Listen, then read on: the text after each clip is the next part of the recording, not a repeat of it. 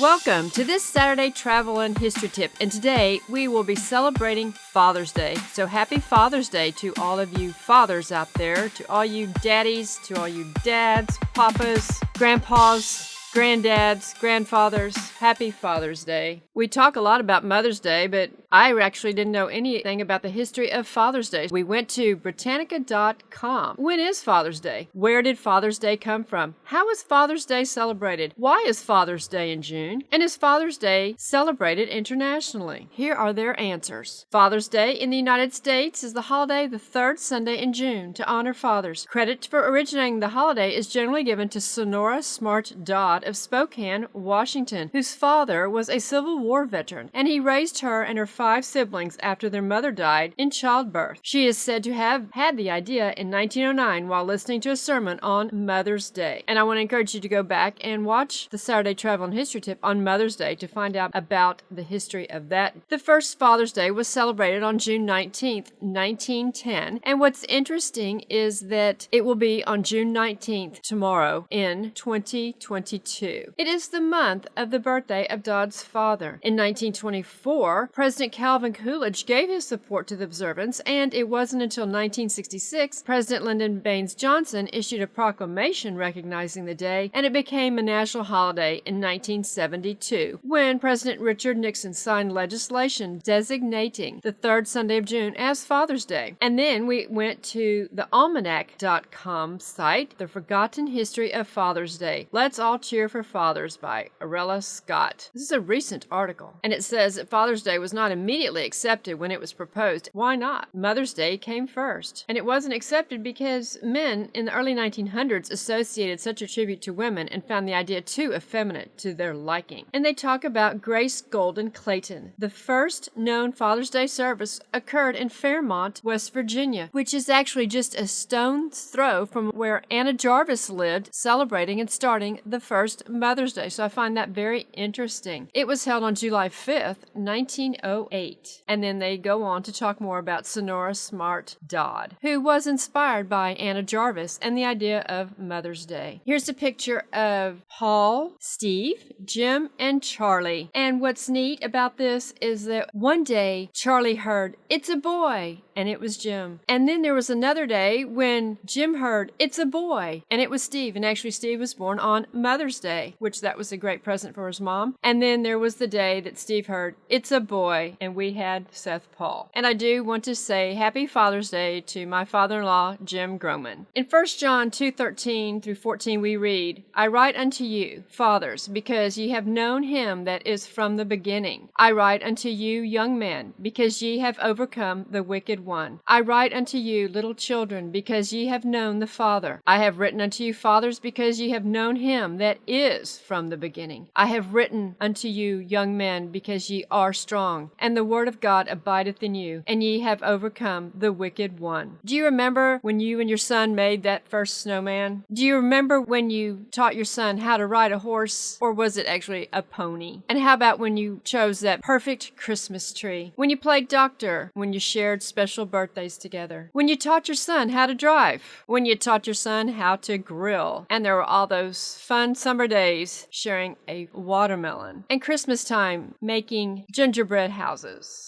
And of course, all you dads and sons have made cheese, I'm sure. We actually did. It was a lot of fun. Steve and Paul like making cheese, making hot sauce, all kinds of fun, exciting things. We enjoy eating, of course, like most people, and we've had international meals. We've had just tremendous special Thanksgiving dinners together. And of course, Steve's taught Paul how to run the chainsaw and the weed eater, and he started very young. And he grew up, and he still loves to run the chainsaw. And they have a great time cutting down trees together. And then there's just doing handy things around the house, teaching your son skills that he'll need for when he has his own home and his own family. Of course, Steve had to teach Paul how to hike. The three of us have hiked thousands and thousands of miles across our gorgeous country. And obviously, we've been fossil hunting and just going to see the beautiful sights across this nation. Most dads teach their sons some sort of sport, whether it's softball or basketball, but in our case, we rock climb, and Steve taught Paul how to technical rock climb, which we have enjoyed in many, many states. And there's always the hobbies that you enjoy learning and doing together. And Steve had flown radio-controlled helicopters, so Steve taught Paul how to fly radio-controlled helicopters. And here is a photo of Steve very proud as he was watching Paul fly his helicopter with such expertise. Then there are those important times when you dedicate your child to the Lord. Children, obey your parents in the Lord, for this is right. Honor thy father and mother, which is the first commandment with promise, that it may be well with thee, and thou mayest live long on the earth. And, ye fathers, provoke not your children to wrath, but bring them up in the nurture and admonition of the Lord. Ephesians 6:1-4. And I do want to add here that Steve has always said that the dad is always the spiritual leader of the home, whether it is a good influence or a bad influence. So dads, it is important that you are a good influence when it comes to being the spiritual leader of your home. It's important that your children respond to the Lord and fill their life with activities that are centered around Jesus Christ. And Paul has enjoyed playing the piano. He started tinkering with it many years ago, never knowing that this would become one of his major loves in life is music and playing the keyboard. And we both are very proud of our son,